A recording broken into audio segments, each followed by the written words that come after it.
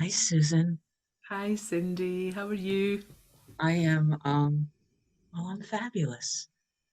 If for no other reason than I get to hang out here with you and with anyone and everyone whoever connects with what we're doing here. Yeah, that's good, isn't it? It is great. It is Yeah. great. And we are here very specifically, right, to invite people to join us next weekend. And that's going to be fabulous. Really, really excited about that. I The, love the name. I love the name. A virtual spa weekend for the heart. so what does that mean to you? First of all, it just means I just did it there, didn't I? It means often in our lives we just need to stop and exhale. And this feels like an invitation to do that. So that's the first thing it means. To Is give there a ourselves second? some space and some time. We're all busy. We're all, or many women in particular, are conditioned to put everyone else before themselves. And so, just to give yourself the gift of some space and time, just focused on your own self care, whatever that means to you. I think that's just such a wonderful opportunity. Now How I about got you? tears. What does it mean to you, Cindy? You and I were really part of how this weekend came about, right? It flowed through us and we felt the yes. And for me, um, commercially, Valentine's Day is this time where lovers express, two humans express their love, um, and on a worldly basis and commercially, that we went through these periods of saying, this is where I feel I'm worth something.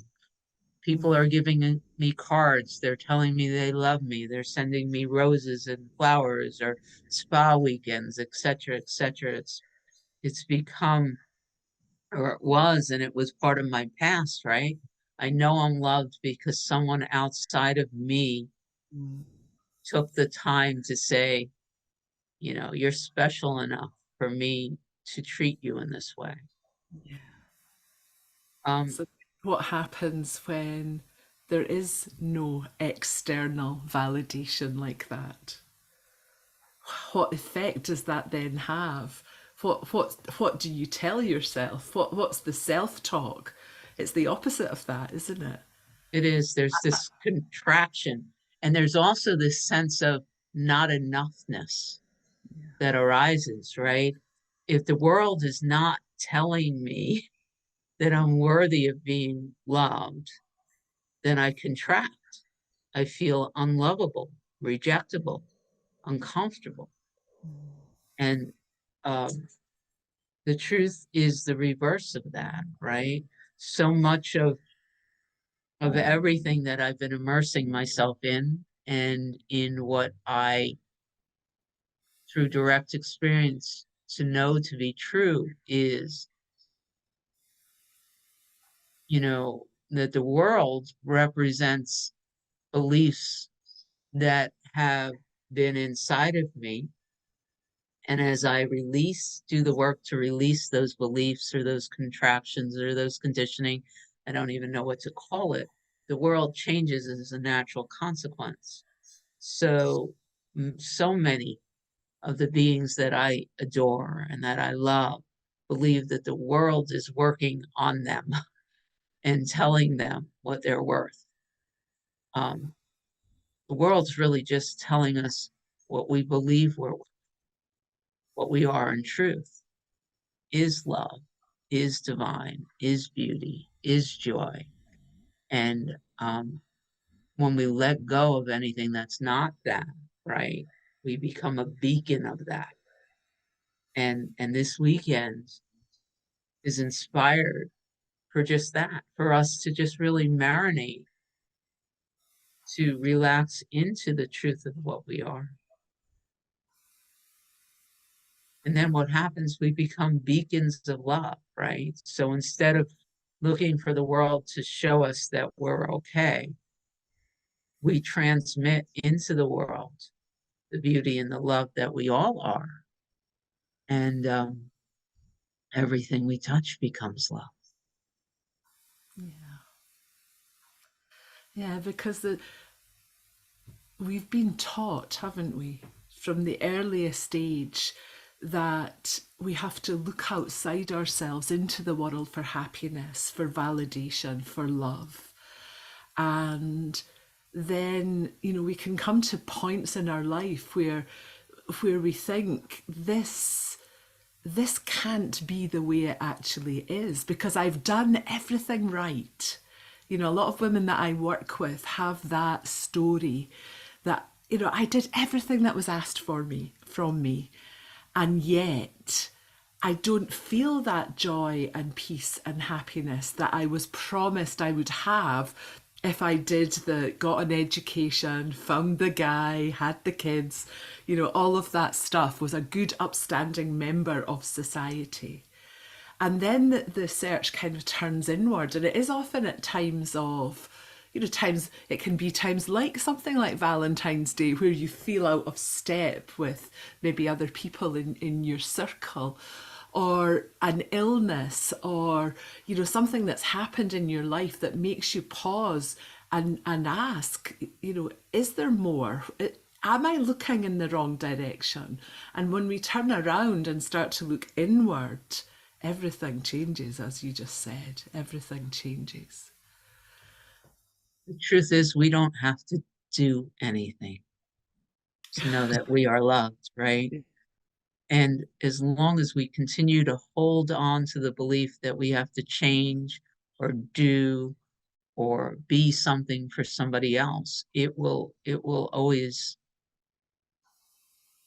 be out there. It's like the dog chasing that carrot in a horse in a dog race. Huh? The dog chasing the carrot in the horse race. That might be more accurate, right? It's an impossible task. When we stop looking and we just accept that we're just divinely beautiful and loved just the way we are, those barriers to love's expression just starts to dissolve. Yes, and that's one of the paradoxes, isn't it? That my session in the weekend is called the greatest love of all, and often we think that we have to change, we have to do something in order for things to be different. And yet, as you just said, the only thing actually that we need to do is to learn acceptance, to know what real acceptance is. And often that can feel undoable or difficult. And so being in community with other people, listening to other people's experiences, as we will be able to over the course of this weekend, gives us that feeling of, it's not just me. Because don't we always feel I'm the only one who feels like this? And then we hear other women and men talk about how they feel, what's coming for them, and we realise that we are more the same than we are different. I've got chills. Typically, um, what is presented with the Pure Presence community conferences or Center for Awakening, I get to hang in the background, but um, but I have a session next weekend. I know. And what's your session called? Barriers. We're gonna just, there is a general understanding that it's what we keep hidden that keeps us tethered to the illusion of suffering and the illusion that we're somehow less than we need to be to receive the love that we already are. And just bringing those barriers to light may be a little uncomfortable, but just speaking them, looking at them, um, honestly saying, yeah, I see that in me, but it doesn't define me, is enough to really loosen them and allow them to lift. So we're going to gently look at some of these beliefs and barriers that how can you ever not be who you are? That's the nut of it, right? Yeah. It we are already everything we seek. So it's really just, it's sort of like Eeyore putting his head in the sand and insisting that the sky is cloudy because he's got his eyes closed. That's all these barriers are. They're they're smoke and mirrors. And so when we are willing to bring them to the light and place them on the altar, they'll just disappear, sort of like smoke. And so we'll do that. A couple other things, Susan, while we're here. Um, One thing is we very purposely made this a very gentle weekend. There's only four teachers. There's four opportunities to sit in silence together, and there's lots of breaks. And then there's, at the end of each of the 2 days, there's just an opportunity to talk to each other. We Yeah. call it, you know, Meet up cafes. yes. Yeah. So it's not an intensive, like we're not looking to communicate anything new. More just an opportunity to let go and relax and see what's always already here. Yeah. Yeah. The thing that's really coming to me just as we're speaking is that very famous part of A Return to Love by Marianne Williamson. Your deepest fear is not that you're inadequate. Your deepest fear is that you are powerful beyond measure. And that's having a taste of that, having a taste of your true nature, of who you really are, is what a way to spend a weekend. And here's the other thing that I'm inspired for us to talk about for a minute, is how we priced this Oh, weekend. yes, yes. Uh, there are those that even while they're listening to us may be saying, I can't afford something that beautiful, right? And there may be others who might look at what we've done and say, this can't be much of anything because it doesn't cost enough.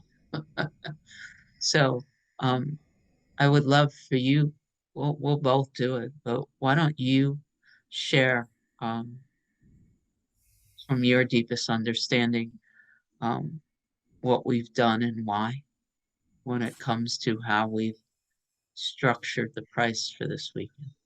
Yeah. So the fundamental thing is that we want everybody who feels drawn to be able to come. And so we have offered four different prices, and it's important to know that each of the prices, you get exactly the same thing. You don't get an inferior experience if you pay the lowest price, and it's starting at $19. I think, correct me if I'm wrong here, Cyndi, but I think it's $19 or $49 or $99 or $199. And I love that. It's what can you afford to pay? What's comfortable for you, and to support the work that Centre for Awakening does, but equally to know that it's doable, it's affordable, hopefully for most people. It just feels like a really lovely, equitable way of offering something to people that it's not, I would love to do that, but it's too expensive. And often, you know, we have a generous scholarship programme at Centre for Awakening, but often people don't want to apply for a scholarship, even though they want to do whatever we're offering and they can't afford, really can't afford to do it. There sometimes is a block to applying for a scholarship. So this way, hopefully it includes everybody because everybody is invited and everybody will be welcomed. But equally, if you can afford it and you do see the value of what we're offering, then I really would encourage you to go for the $199 option because that does enable us to, as a non-profit organisation, to carry on our work. And we're really appreciative of all our donations and all our supporters. Together, money is a symbol. That's all it really is. It's not anything other than that. And it represents a lot of different things to a lot of different people. So we don't want to raise that barrier. Let's put that out. Yeah. So you come into a room with 100 people or whatever it'll end up being next weekend, you won't be able to look at the squares in the Zoom room and say, that person, that person paid 200 and that Yeah. person paid 19.99 or whatever it is. We're all equal. And we all have our own journey, our own wounds that are being healed, our own blocks, and money is just somehow represents another one of those. That it's no different than anybody, a block relative to relationship or being able to connect to others or feeling valuable in the business aspect of the world or health issues or look issues or whatever an individual story is. The stories they're just covering. They're one's not any different than another. Yeah. Very good. Well, I'm excited. It's not the right word. It feels more like what I am is open and grateful and appreciative. And if you are here and you're watching this and you want to learn more, we've made it as easy as possible for you to come and join us for us, for the $19 price range. You could come for half a day and you'll find yourself not disappointed or spend the whole weekend with us.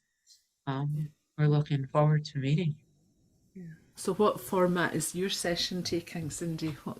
What can people expect if they join? It's 90 minutes we're having, isn't it? What's your 90 minutes going to be like? I am.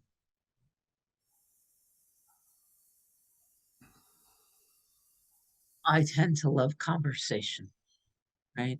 So we're going to have a facilitated group healing session. That's the best way to put it. And we're gonna go deep because that's just what happens.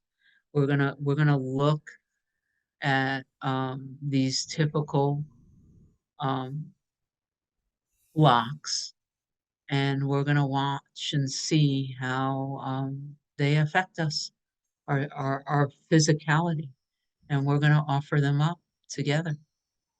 There'll be just a little bit of sharing and a lot of conversation, a lot of uh, space. We have discovered one of the reasons why we invest so much energy, right, Susan, in the evolved community, which we're both so involved in, is because we all know that a group that comes together with the intention to rise in vibration is much, much, much more transformative and valuable than the individual parts. And that's the energy I go into all my sessions with now. There's no teacher, student, one better than the other. We're all just pieces of a community that that has the focus to know the truth of who we are. And so that's what's going to happen. And my role is one of holding space and guidance and allowing the wisdom that flows through me to be shared with the group, and mostly getting out of the way to let the magic happen. Yeah. And how about you? Rumor has it that when you show up, there's poetry. There's always poetry. Yeah, it's I love to weave these sessions, to just as you said, to hold a space. I see it as a kind of weaving of a space. And I use music, I use a little bit of guided meditation, and I use the contemplation of poetry to enable each of us to access our own inner wisdom, whatever that means to you, that voice of intuition, that sixth sense or whatever.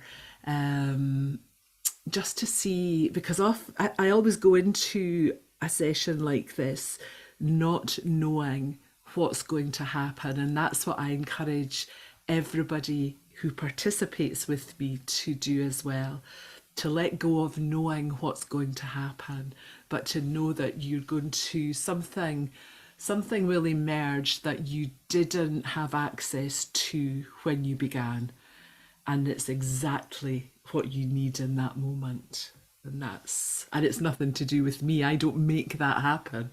I just offer the tools and the space and the opportunity and the prompts, to enable people to go deeply into what they already know, because we already know. So yeah, I love that. I love that. I think it's my favourite thing to do. So I'm looking forward to that. Yeah.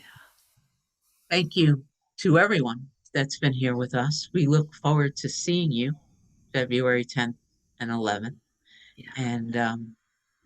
And we're also available for whatever you're called to connect to us for, Yeah. as we all rise in vibration together, knowing the truth that we are the love we see.